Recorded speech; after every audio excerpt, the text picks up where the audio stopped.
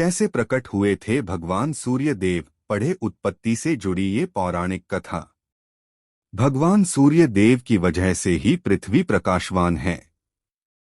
सूर्य देव की नियमित पूजा करने से तेज और सकारात्मक शक्ति प्राप्त होती है। सूर्यदेव की उपासना करने और जल अर्पित करने से जातकों पर उनकी कृपा बनी रहती है।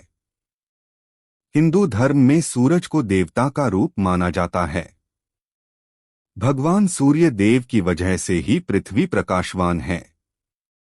मान्यता है कि सूर्य देव की नियमित पूजा करने से तेज और सकारात्मक शक्ति प्राप्त होती है।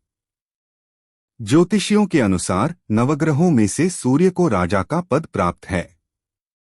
विज्ञान में भी बताया जाता है कि बिना सूर्य के पृथ्वी पर जीवन असंभव है, इसलिए वेदों में इसे जगत की आत्मा भी कहा जाता है।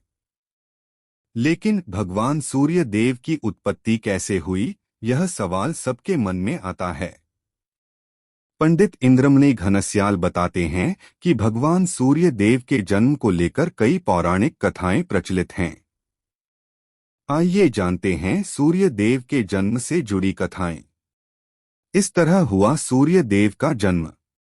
पौराणिक कथा के अनुसार ब्रह्मा जी के पुत्र मरीचि और मरीचि के पुत्र महर्षि कश्यप का विवाह प्रजापति दक्ष की कन्या अदिति और अदिति से हुआ था।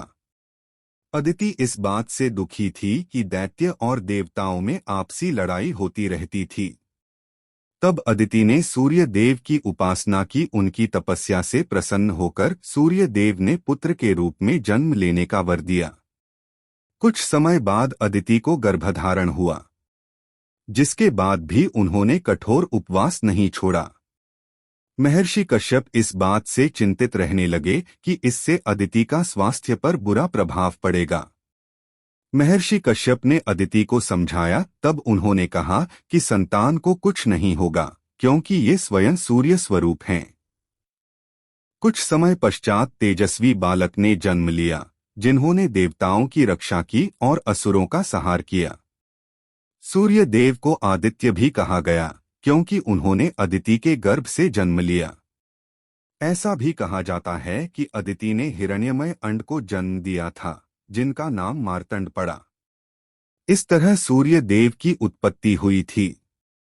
धार्मिक मान्यताओं के अनुसार प्रतिदिन प्रातःकाल सूर्यदेव की उपासना करने और जल अर्पित करने से जातकों पर उनकी कृपा बनी रहती है।